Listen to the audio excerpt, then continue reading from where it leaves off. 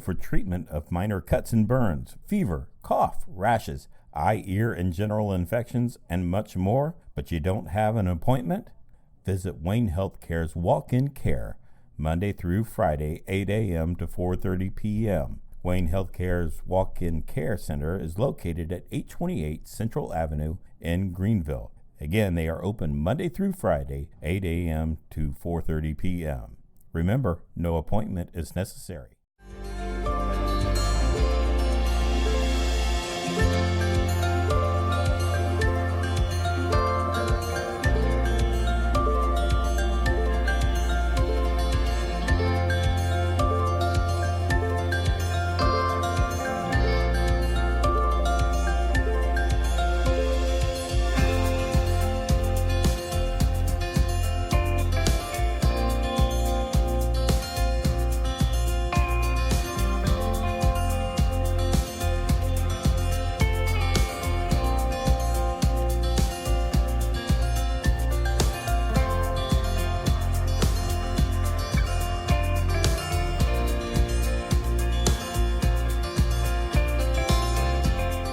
Here for you through every stage of life.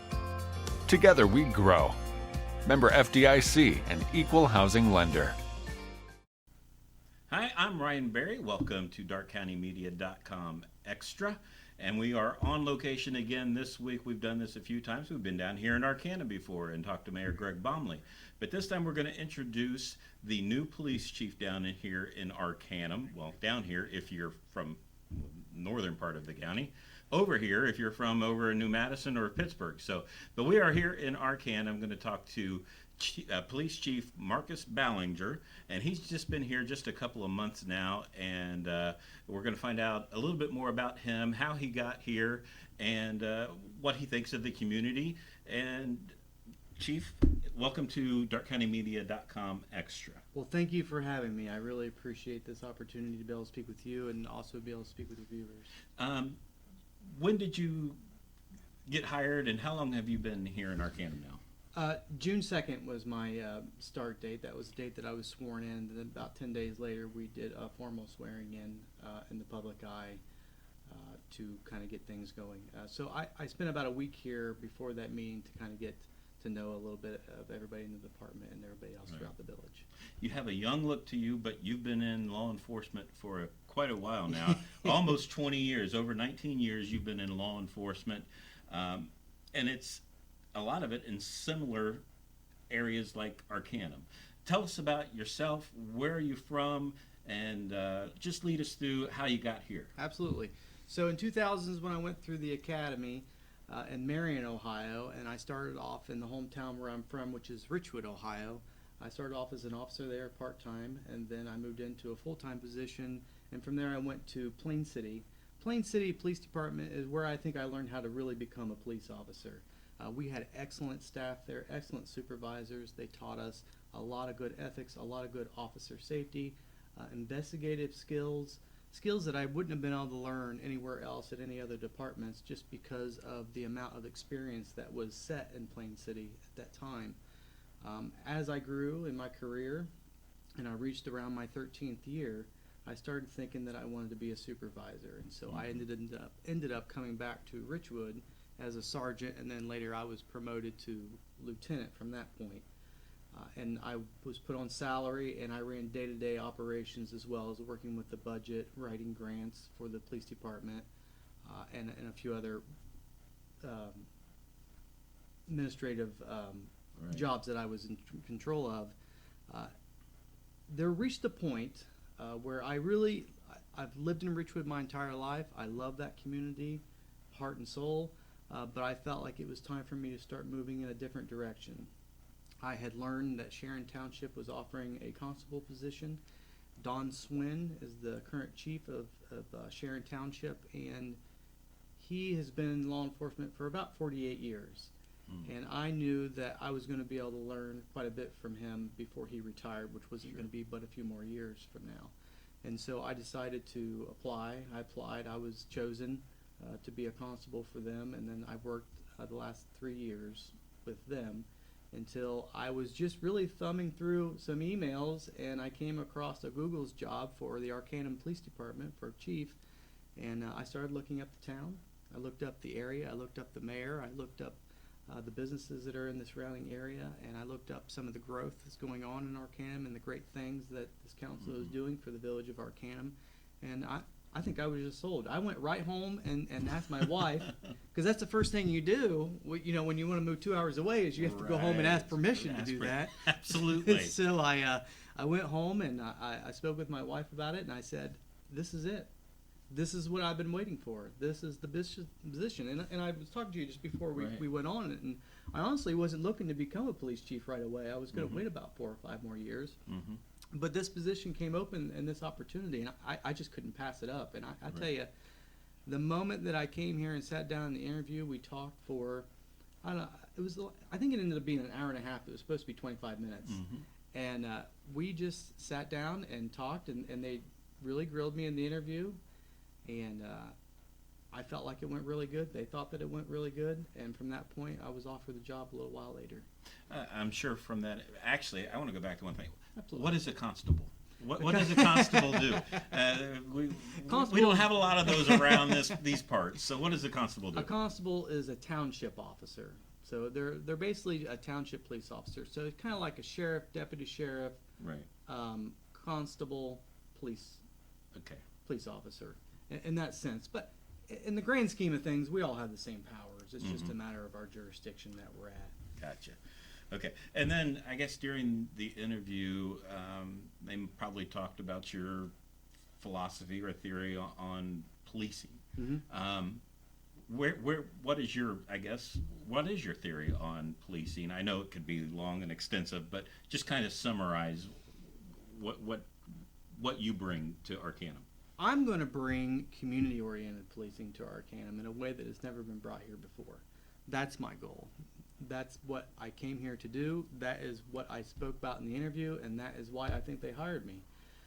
Working for Ridgewood, working for Plain City, working for Sharon Township are all small departments. I have never worked in a department larger than 10 full-time officers in my entire career. Mm-hmm. And to be quite honest, I've had opportunities where I thought about going to larger agencies, but I just haven't really felt that is where I really belonged. Mm-hmm. And so working with these smaller agencies, I've had the opportunity to hone in on my skills of community-oriented policing, working with the community, talking with the community. It's not so much that you drive by somebody and you wave, which is nice and needed. Mm-hmm. You have to get out of your cruiser.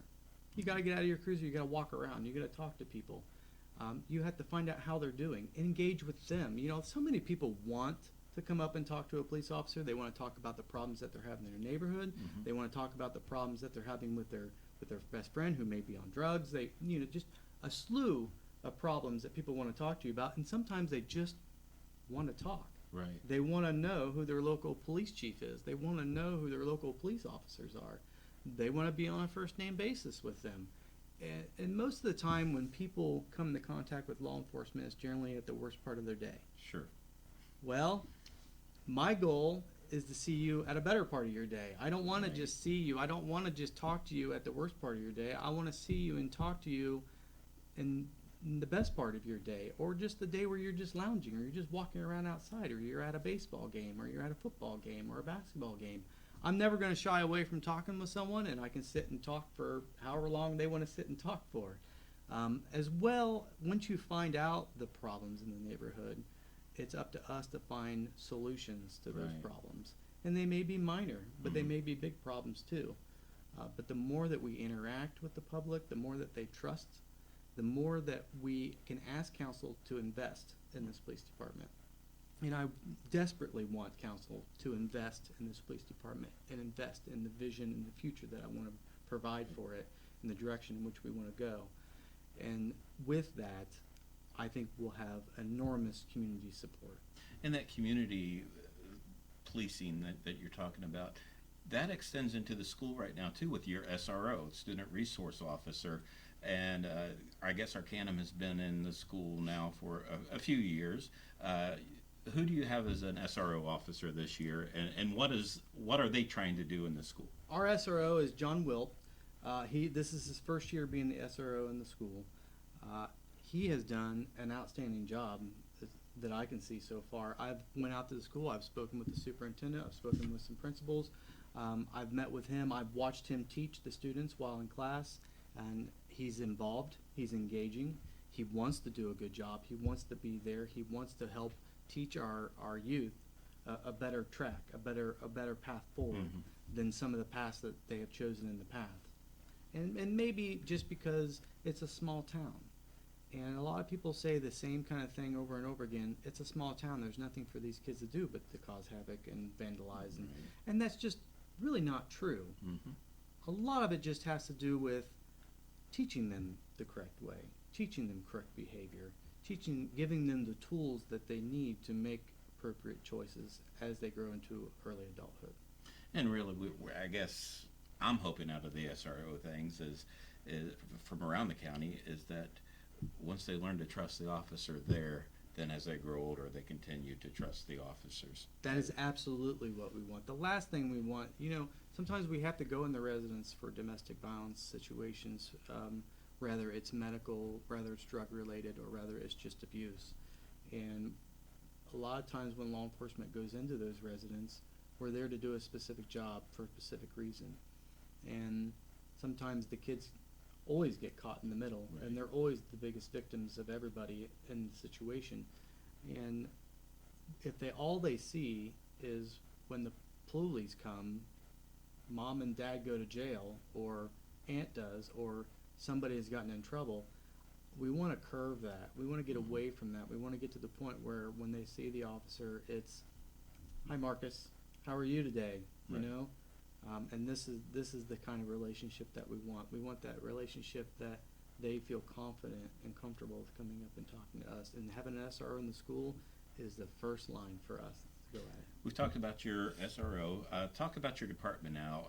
How many do you have, I guess, full-time, and how many part-time officers do you have with you? Well, we have 4 full-time officers. 3 of us work the road Monday through Friday, and then we have 7 part-time right now that are covering the weekends, holidays, and some of the vacations that the full-time officers take. And so it's really not a large department. It is, we really have to work hard each month at getting the schedule done to get everybody on the road so we can protect the village and service it 24 hours a day, 7 days a week, which we're able to do. And so the SRO is in the school through the year, 182 days, and then he helps with covering vacations and different things during the summer, and as well take his own vacation. And then we have up to 15 slots for part-time, and we are currently accepting applications for part-time officers at this point. All right. So you're still in the need of some part-time officers. Yes, so absolutely. That's excellent. Now a little bit about you. You mentioned you're married, but as we were talking earlier, you're still not quite here. You're trying to get here on a full-time basis, but you're still doing a 2-hour commute each one way, and then another 2-hour commute back. What's that been like for you? I think I'm just used to it now. After 4 weeks, before I know it, I'm back home again. I don't know. I just kind of get through it.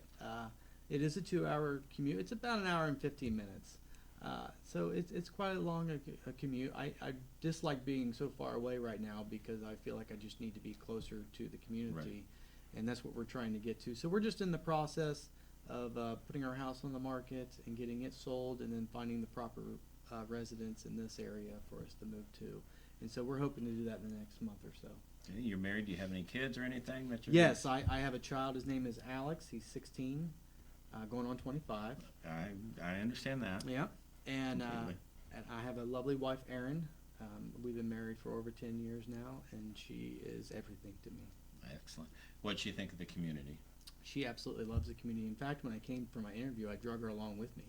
She goes, "Do I have to drive over there with you?" And I said, "Well, we might live there, so it's 2 hours. You might want to go ahead." Right. So I got her to come with me, and we drove around the night of my interview and looked at the community. And then after the interview, we drove around a little bit more, and we looked at some of the pizza shops and some of the restaurants that we had in town, and some of the housing that was available in town. And so she loves this place. She is absolutely ready to move towards this area.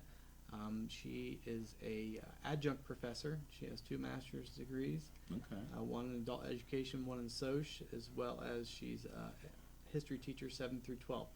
So she is the brains of the relationship for sure. Wow. So that's pretty good pedigree for her, I guess. So Yeah, she's outstanding. Chief, it's been a pleasure having you here with us, and I can't wait to see you out in the community and see, because Arcanum is thriving. You've got the new village building going up, and they only broke ground about a month and a half ago, and it's already starting to take shape. So, Absolutely. So a lot of great things going on here in Arcanum. You have an outstanding mayor. I believe he's an outstanding mayor after talking to him, doing one of these programs with him. So I'm looking forward to see what comes out of this community and to see how it grows and to see how you become a part of it. So, Absolutely. Chief, thank you again.